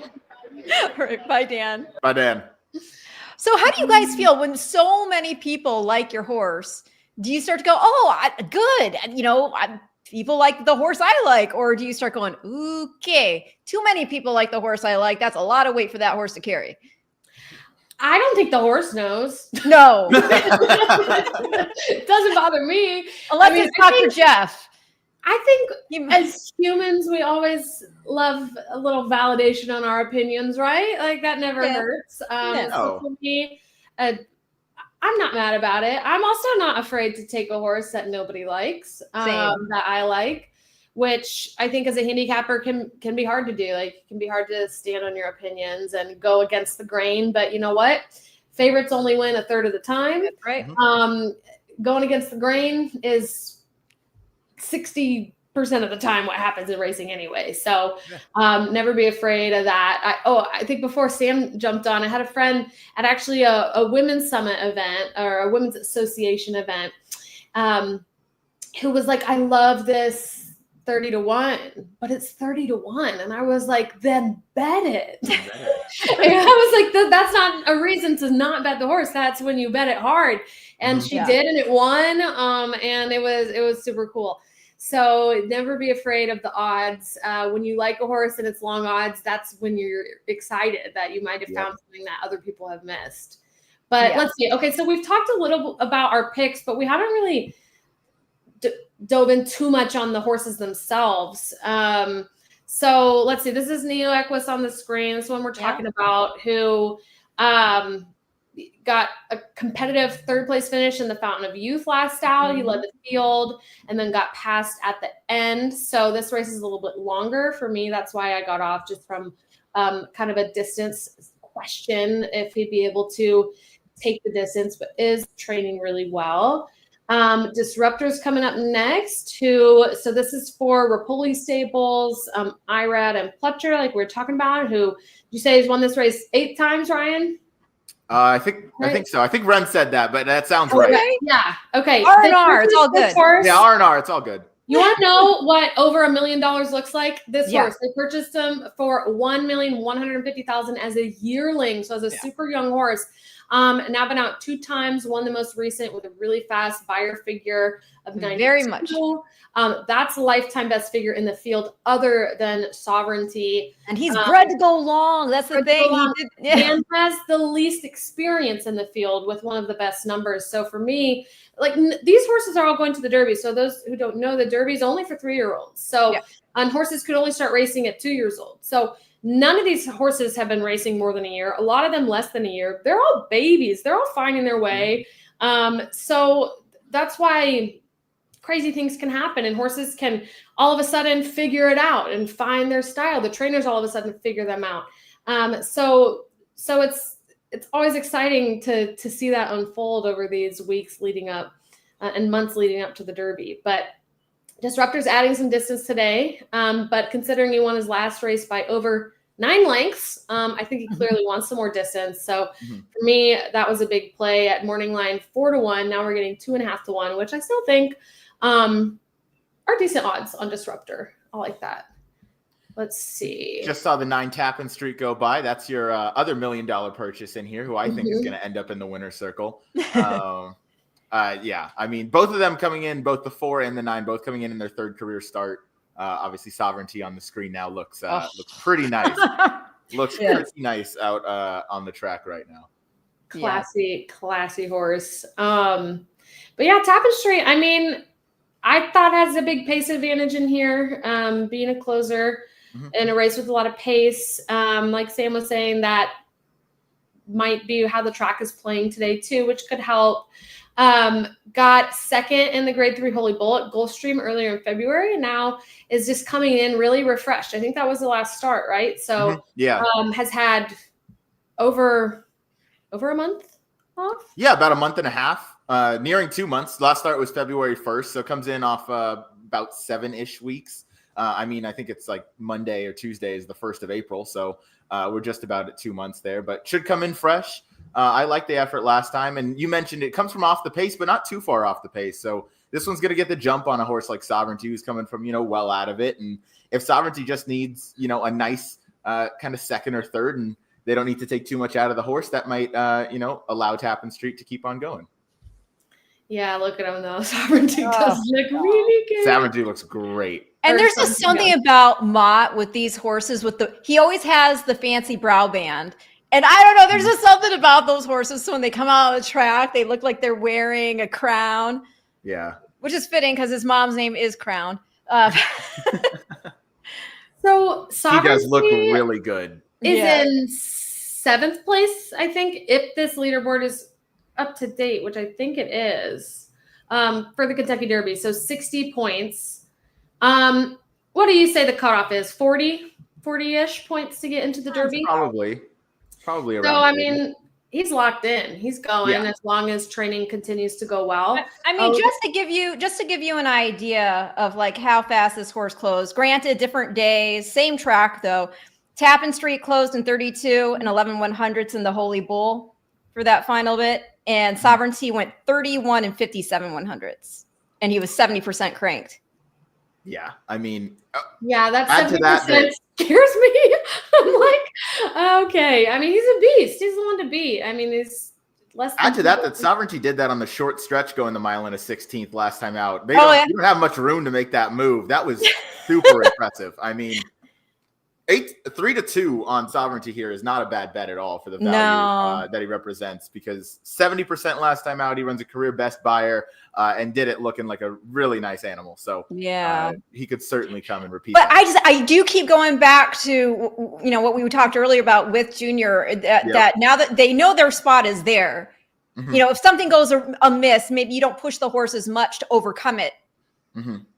So it'll be interesting to see what Manny does also. I mean, first time getting on the horse also for him. And that's the thing. It boggles my mind as somebody who, is an equestrian. You build a relationship with your horse, right? But jockeys, by and large, they're getting on their horses for the first time right before they go run full speed on them. But in Junior's case, he's built this relationship with Sovereignty. And again, now he's getting a new rider in the afternoon. So it'll be interesting to see how they pair up. It will be. It'll be interesting to see, but Manny Franco's a great rider. He obviously dominates that colony up in New York during the winter months when everybody leaves to come down south. Looks good too. Disruptor looks good too. Disruptor looks very nice. Very nice. Okay, but here's the other thing about the jockey switch too. I was thinking when Junior said on the stream earlier, when Manny called him, he was like, you'll know when the horse. So some horses need more direction, obviously, right, from a jockey, and some horses who are just super classy and know their job and know what to do, they don't need as much urging. They don't need as much direction. Basically, just gotta be on him and guide him and keep him out of trouble. So it sounds like, from what Junior's saying, might not matter that much who's riding this horse because he's just a good horse. Well, what you said. Oh, sorry. Go ahead. Oh, I was just going to say, I completely agree, Alexa. Yeah, everything that he said made me think pretty much exactly what you just put into words. But a horse like the number 9 Tappan Street, if there was a jockey change there, that would make me look into it a lot more. Just because Sias has had to ride this horse pretty, like they call bicycle horse, where they're pretty much riding this horse the entire way around, especially that maiden win. So that might be something where that was that would cause for pause. But Sovereignty looks like he's a mature 3-year-old who already kind of knows his job and knows how to find the wire. See, you can see that. I mean, we just had that sort of disparity of video footage in front of us. I mean, and right now you see Sovereignty right there. He looks very calm, as you just said, very mature, not just physically, but mentally. And we saw Disruptor. He certainly physical, maturity right there. He's got it. But you could see he was being a bit headstrong in the out there as they're starting to gear up to head to post. So it is an interesting dynamic. Mm-hmm. What do we think? If anyone else watching is in the same boat as Dan, who's like, I gotta bail me out, I need a long shot. I mean, I would probably try to leverage the horses we already talked about in exotics, playing an exactor try. But if you're forced to pick a horse over, let's say 5-1, who are you picking? I'm picking the 6. The 6 beat the 4. 6 beat the 4 on Disruptor's debut. Obviously, I know Disruptor came back to repeat that, but Jimmy's Daily has kind of repeated that same race twice, and he stretched out nicely last time to the 1 1/8. And I mean, I think that's the logical horse to hit the board if it wasn't, one of the 4, 8, 9, or 10. Okay, I'd probably do Neo Equus, the number 1. I mean, why not? He's got a lot of speed, and I know that we've been talking about speed might not help right now, but I think having a lot of speed is always a good thing in a horse race. Yeah, speed's never at the end of the day, you're racing, right? Yeah, exactly. What about you, Ren? Gosh, you know what? It's tough. I think I might. I think I might go ahead in your boat, and if I had to, I am not saying I like this horse now, but if I had to, I have to. Not like this horse. But I think I ride Neo Equus with you and Dan as the long shot. Well, Dan likes 6, but I am on the 1. So okay, sorry. So the ladies on the 1, the men on the 6 for a long shot play. I think, and then we're all spreading a bit on these low odd favorites here for who we actually like. Ridiculous. If anybody's a super high 5 player, I would put the 5 horse in 4th and 5th. Oh, at over 100-1. Okay, the 5 is indecisiveness. Here's my notes. The horse has been improving, but hasn't won since first out back in November. All of his starts have been at Gulfstream, but this will be his 4th jockey in 5 starts. Maybe a long shot underneath since he's improving, but not a win bet. So exactly. I share all your sentiments there, but over 100-1, I think he's projected somewhere around 145-1 if what I'm looking at is right, which is nuts. But I don't think he's a shot to hit the board. But to round out the super high 5, he's a horse that could definitely, if he takes another step forward, a mid-80 Buyers probably gets you in 5th place. Yeah, I mean, you're not even wrong there, and those odds are psychotic long. Like that's some crazy stuff. So, okay, they're loading in the gate. Any final wagers? I know we did the crazy stuff. I mean, I would say really quickly, Enter the Dragon, getting back on dirt for the first time. He's only tried it once, got bumped out of the gate in the Aventura. They're at Gulfstream at the 1-turn mile, getting on dirt again by outwork out of a Speightstown mare. Why not for a little exotic action? Okay. I like it. My exact in here would be 4 over 9-10. I'll go over 9-10 cold exacta. I'm going my 10, and I'm going with my Disruptor 4. Wow, Mitch doing 500. I know. Look at that. That's 1, but they're off. In the Florida Derby. It was an excellent start for Tapan Street from his outside. Sovereignty broke sharp. Tapan Street. I've been pronouncing that wrong all week. Same here. In the run to the first. You guys are used to saying tap it, so it's like tap it. Yeah. What it is. Run with him. Late money to 2-1. Takes back to race in 3rd. Disruptor's After a smooth break, way not where I thought he would be. Madacat Road went flying, even with the blinkers off. Interesting. Okay. Yep, still flying to the front. Yeah, this is not. Indecisiveness is. Jockey. Oh my gosh, he's water skiing in the stirrups right now. And Disruptor is last of the I like behind an opening quarter of where Tapan Street is sitting. Tapan Street, yeah. Okay, he's a little bit closer today. Yeah, but this is not the pace scenario that I thought was going to be unfolding at all. Better than the team of Tapan Street, who's racing together with Jimmy's Dailies. They're about 6 lengths off the speed. Okay, 47 and 1/2. Next, Sovereignty's making steady progress here. He's in the blue colors, 5 lengths behind. He just went by Enter the Dragon and Smokin' Boy. Okay. In it amongst rivals, and now the trailer is Cool Intentions as they speed around the far turn. 3 furlongs remains in the Florida Derby. Oh, here The goes leader is Tapan Medicat Street. Road by a Tapan head. Street. Up on the Come on, outside, Tapan. Neo Equos Come on, second. Tapan. Let go for a move now as Louis Saez on Tapan Street. He strides Come into on, third. hey. On his Come on. back, it's the favorite Sovereignty who warms to the Sovereignty task is within about 5 to lengths of the roll. lead. They move by 3 coming. quarters in 1:11 and 3. They're a quarter of a mile from Come on, home. Luis. It's I think still a New York Equus is tired. Zayas all over. Come on, Come on, Tapan. Tapan. Come on, Tapan. Come on, Tapan. Get home, Tapan. Tapan Street surging Get forward up. now to take the lead. Come on, Tapan. He runs at him from the outside with a 16th to go. If you're looking Come for on, a Tapan. shortcut to Louisville, take a ride on Tapan Street. He wins the Florida Derby by a length and a half. Okay. Second is Sovereignty. There we Third go. is Neo Equos. Fourth is Well, Medicat Road. Rock on, Disruptors up Ryan. fifth I for know the it was high his top five pick. I in know I was to 149. pick 3. Handle. That was a nice win. That was a nice win for Tapan Street. Again, good win. Matt Carothers liked him too. So you and Ryan and Matt, and then Alexa, I know you liked him a bit. Yeah. All in the same boat there. I will say I was watching the ride there on Sovereignty, and it looked to me that it was mostly a hand ride up until the end. Because remember, they do have those restrictions as to how many times you can ask a horse with the crop. I think that Manny was waiting for as long as he could, knowing that this horse really starts to roll and stretch, to ask him with that. He was hand riding him the whole time up until coming around the turn, it looked like. So I saw the same thing. It looked like only a hand ride. Yeah. So I would not read anything into that if you're a Sovereignty person like I am, in terms of that going, oh, he got beat here in the Florida Derby. Maybe he's not as game as I thought. I would caution you to, remember he's already got the points to get in. I think this was just get him to finish. He doesn't need to get all into him to I don't want to say it was a paid workout for Sovereignty, but right. I mean, they were not going to take any major risks. They weren't going to do anything. No. Manny kept Sovereignty pretty much in the clear the entire way around. Nothing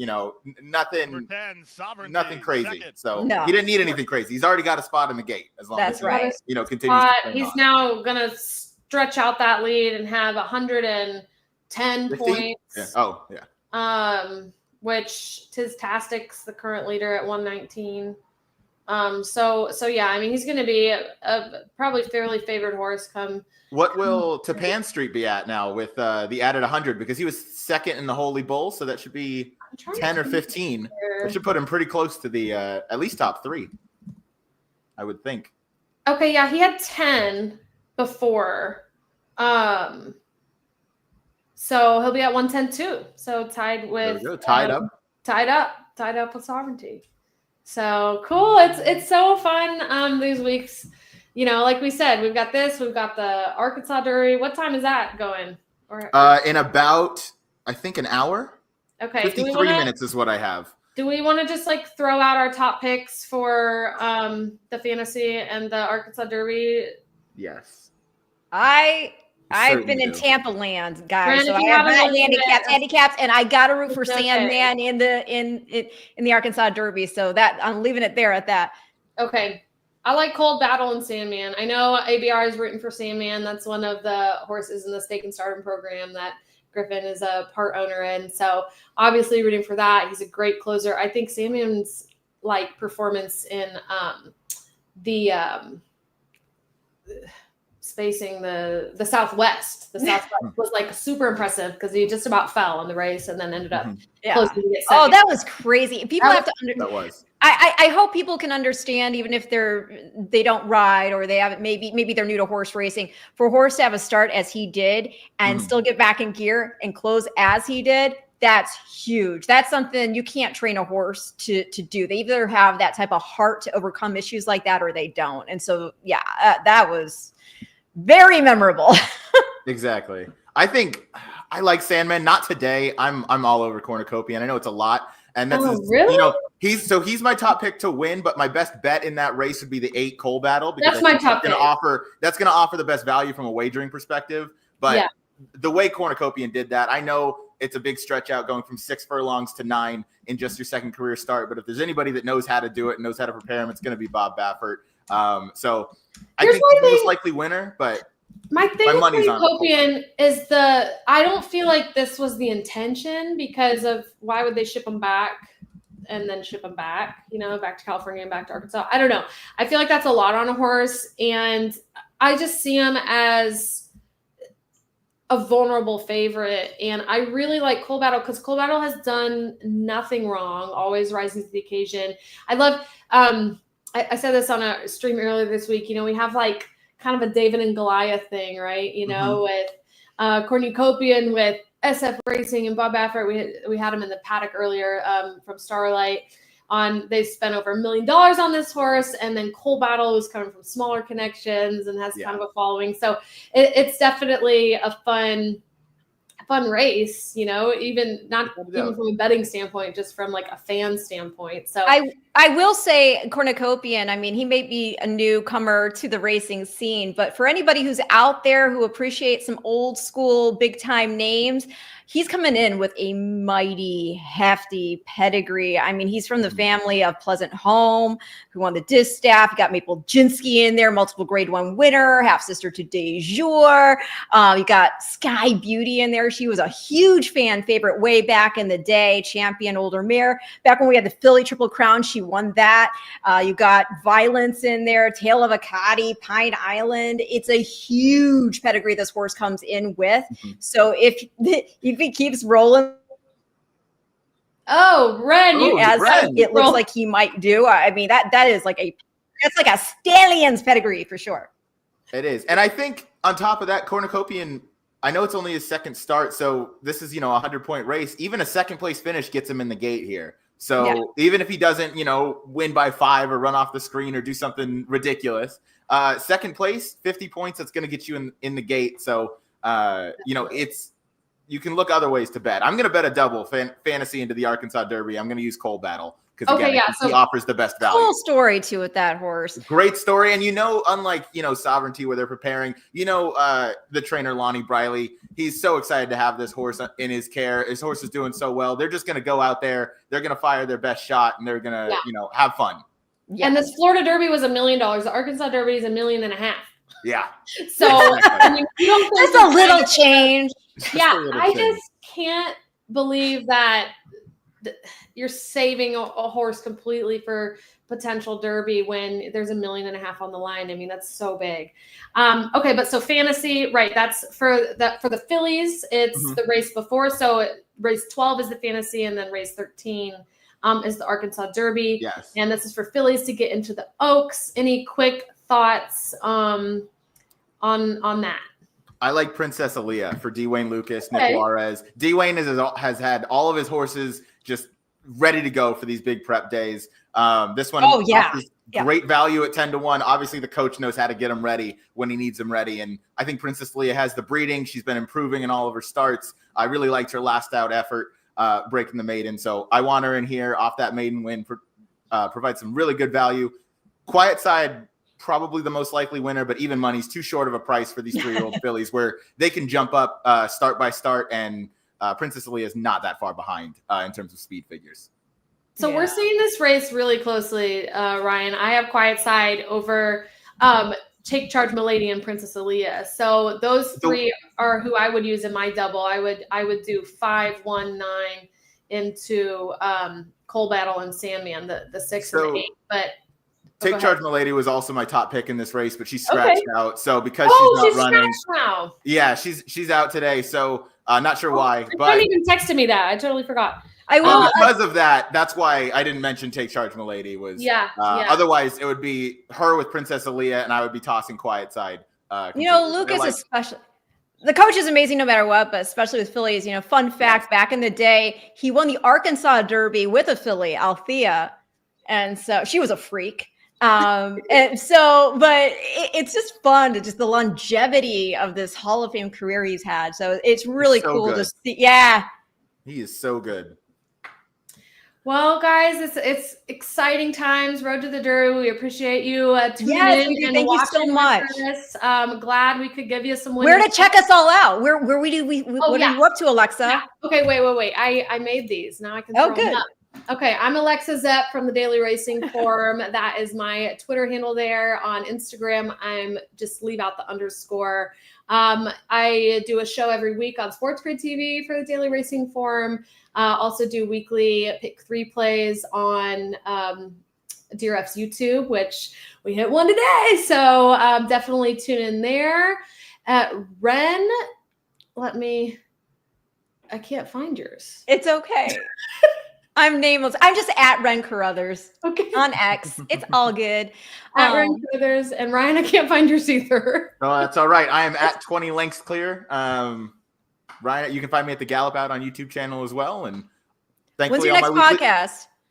It will be, I believe, on Tuesday. We'll go on Tuesday. And you'll also be able to catch it live on ABR's X and YouTube. So, you can watch it on 4 locations. I'm the track handicapper for Tampa Bay Downs. Tomorrow, we have got a big card. We've got 11 races on tap. It's for the Florida breds. It's called Florida Cup Day.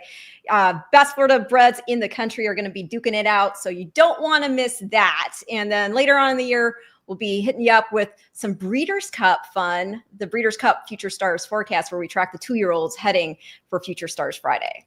Which Ren is such a good asset for that because her brain is insane. She is just a wealth of pedigree knowledge. Thank you. So definitely for Future Stars Friday, which is the young horses, going in where we don't have a lot of information about them yet, other than who their mom and dad are. Ren is the person to talk to there. So thank you. All right, guys, thanks for doing this. It's always so fun. Thank you, all of you, for tuning in. We will catch you next time. It's America's original sport, and no one covers it better than America'sBestRacing.net. From the sport to the lifestyle, the best races, horses, and destination venues, cocktails, gambling, fashion, and more. America'sBestRacing.net is a sport for you.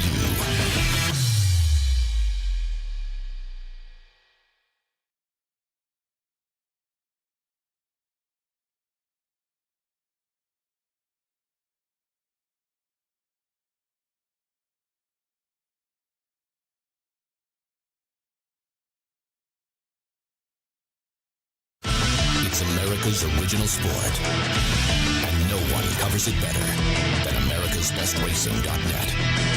From the sport to the lifestyle, the best races, horses, and destination venues, cocktails, gambling, fashion, and more. America'sBestRacing.net is a sport for you.